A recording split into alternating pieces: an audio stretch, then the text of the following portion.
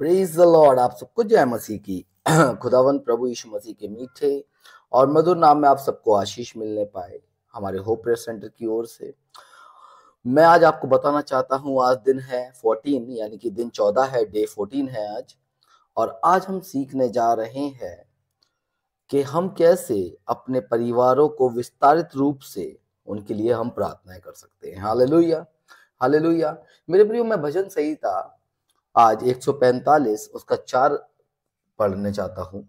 और उसमें लिखा है इस प्रकार से, तेरे कामों की प्रशंसा और तेरे पराक्रम के कामों का वर्णन पीढ़ी पीढ़ी होता चला जाएगा। Hallelujah, hallelujah.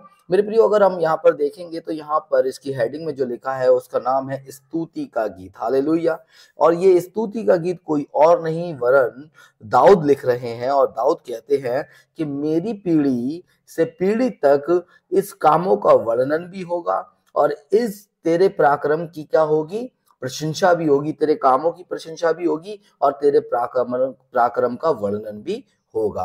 क्योंकि तेरा पराक्रम जो मेरे ऊपर रहा है उसका वर्णन मैं ही नहीं करूंगा वरन मेरी पीढ़ी भी करेगी। और मेरे प्रियो, मैं आपको बताना चाहता हूँ पीढ़ी कैसे करेगी। क्योंकि हम सबको खुदा ने एक परिवार में रखा है और हमारे पास एक बहुत अच्छा परिवार है। उनके अंदर मामा है, चाचा है, फूफा है, ताऊ है, अंकल है, चाचा है, चाची, आंटी, अंकल, सभी लोग हैं। टोटली कहने का मतलब ये है।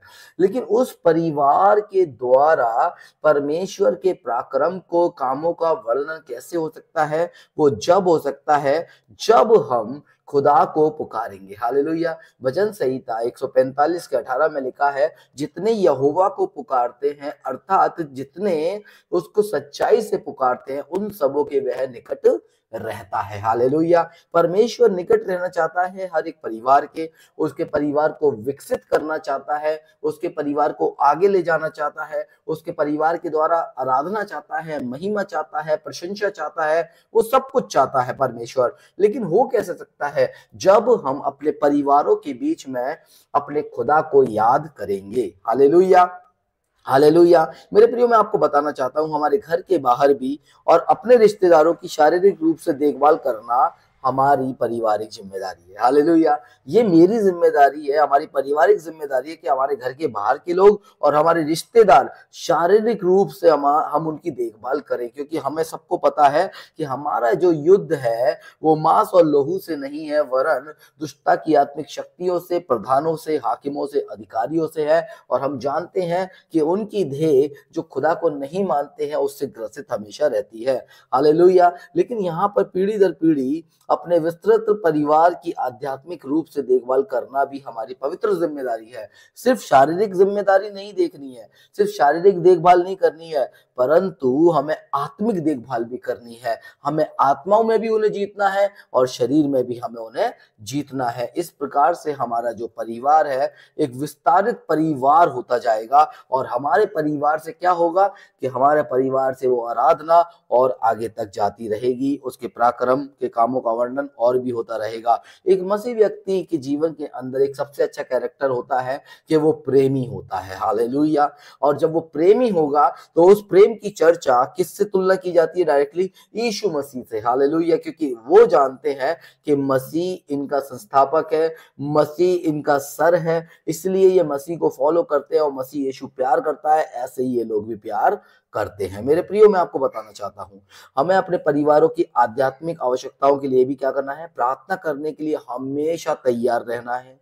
और बाइबल सिखाती है कि हमारी प्रार्थनाएं बुराई के विरुद्ध आध्यात्मिक संघर्ष का हिस्सा है। मेरे प्रियो, आत्मिक दुनिया के संघर्ष का हिस्सा है हमारी प्रार्थनाएं। काहे के? बुराई के विरुद्ध में, इस व्यक्ति के विरुद्ध में नहीं है, बुराई के विरुद्ध में है। क्योंकि जब हम आत्मा में प्रार्थना करते हैं तो हम उस बुराई के विरुद्ध लड़ते हैं, उस बुराइयों के विरुद्धता में हम बातें करते हैं जो शैतान ने लोगों के बीच में डाल रखी है। Hallelujah, hallelujah. मैं बताना चाहता हूँ इफिसियों 6:12 में जैसा लिखा है मेरे प्रियो कि एक शारीरिक संकट को पहचानना आसान है जब शरीर के अंदर बुखार आता, सिर दर्द आता, पेट दर्द आता, जो भी दर्द आता, उसको पहचानना बहुत आसान है और प्रार्थना में इसे आसानी से उठाया भी जा सकता है। हालेलुया। और प्रार्थना में हम कह भी सकते हैं, भैया उसके लिए प्रार्थना करना, उसके पेट में दर्द हो रहा है, भैया मेरे लिए प्रार्थना करना, मेरे पैर में दर्द हो रहा है, भैया मेरे लिए प्रार्थना करना, मुझे ये वाली प्रॉब्लम, मुझे वाली प्रॉब्लम, और इसको आसानी से पहचाना जा सकता है। लेकिन मैं आपको बताना चाहता हूं, परिवार में आत्मिक बाधाओं को पहचानना अक्सर कभी कभी कठिन होता है, बहुत कठिन हो जाता है। जैसे डिप्रेशन, हालेलुया, है ना। डिप्रेशन जब आता है, व्यक्ति अपने आप में खो जाता है और उसके अंदर खुद के विचार चल रहे होते हैं, जिसको कभी भी वो शेयर नहीं करता है। इसलिए परमेश्वर के वचन, बाइबल हमें क्या सिखाती है कि हम एक आत्मिक संघर्ष का हिस्सा हैं। हालेलुया। और हम बुराई के विरुद्ध लड़ रहे हैं, हमारी प्रार्थनाएं जो है वो बुराई के विरुद्ध है और हम आत्मिक संघर्ष का हिस्सा है। इसलिए 6:12 के अनुसार हमें क्या करना है, अपने परिवार की आत्मिक बाधाओं को पहचानना है, अपने परिवार की आत्मिक बातों को पहचानना है, आत्मिक जो संघर्ष वो कर रहे हैं, उस संघर्ष को हमें पहचान कर उसके विरुद्ध काम करना है। Hallelujah, hallelujah. अपने घर के बाहर परिवार के सदस्यों के लिए प्रार्थना करने में आपका नेतृत्व करने के लिए पवित्र आत्मा पर भरोसा रखें। आप हमेशा इस बात पर भरोसा रखें कि आपका जो नेतृत्व कर रही है वो पवित्र आत्मा है, और जिसके लिए आप प्रार्थना कर रहे हैं, आपको पवित्र आत्मा पर भरोसा रखना पड़ेगा कि इस व्यक्ति को पवित्र आत्मा चंगा करेगा। Hallelujah, hallelujah. मैं आपको बताना चाहता हूं, यहां तक कि जब आप नहीं जानते हैं कि प्रार्थना कैसे करनी है, तब भी परमेश्वर उनकी जरूरत को जानते हैं। हालेलुया। भले ही हम अपने परिवार के सदस्यों के करीब ना हो, हम जानते हैं कि ईश्वर है, लेकिन हालेलुया, परमेश्वर है और उनकी देखभाल करता है। हालेलुया। प्रार्थना कर लेते हैं, और जब इस बात की घोषणा हम देखते हैं कि खुदा के वचन में हम परमेश्वर चाहता है कि हमारे जीवन से उसके कामों की प्रशंसा, उसके पराक्रम का क्या हो, वर्णन हो, तो वो अभी सिर्फ मेरे जीवन से ना हो, वरन परिवार के हर एक सदस्य से पीढ़ी तक होता रहे। Hallelujah, hallelujah. मैं आपको बताना चाहता हूं, आइए हम प्रार्थना करते हैं इस बात के लिए कि परमेश्वर आध्यात्मिक यानी कि आत्मिक आवश्यकताओं में काम करेंगे और आपके विस्तृत परिवार का, और प्रार्थना करेंगे कि ईश्वर आत्मिक चर्चा के लिए द्वार खोले, जिससे परिवार का निर्माण हो, चाहे आमने सामने या अन्य माध्यमों से। अपने परिवार की अगली पीढ़ी के लिए प्रार्थना करें कि वह ईश्वर को जाने और उसकी निष्ठा पूर्वक सेवा करे, यानी कि उसकी पूरी सच्चाई के साथ सेवा करे। पिता, हमारी प्रार्थना है आपसे कि प्रभु आत्मिक आवश्यकताओं में हमारी में काम करें, और प्रभु पिता परमेश्वर, हमारी प्रार्थना है आपसे कि पिता, हमारी प्रार्थना है आपसे कि हमारे पिता परमेश्वर, आत्मिक आत्मिक पिता परमेश्वर, परिवार के लिए हमारे लिए हम आपसे प्रार्थना करते हैं। पिता परमेश्वर, हमारे लिए द्वार खोलिए पिता परमेश्वर, जिससे प्रभु हम आत्मिक परिस्थितियों को, आत्मिक प्रॉब्लम्स को जानने पाए मेरे खुदा,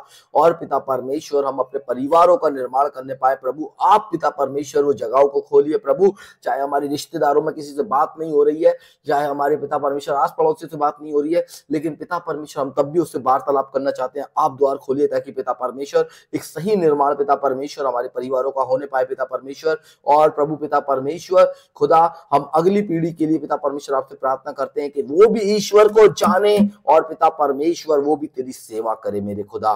प्रभु, हम आपका धन्यवाद देते हैं कि पिता परमेश्वर, आपने प्रभु पिता परमेश्वर हमें यीशु मसीह शारीरिक प्रॉब्लम को बताना सिखाया मेरे खुदा, और पिता परमेश्वर जानना सिखाया, और प्रभु आत्मिक प्रॉब्लमों को भी जानना सिखाया। खुदा, हम आपका धन्यवाद देते सब बातों के लिए, यीशु के नाम से इस प्रार्थना को मांगते हैं।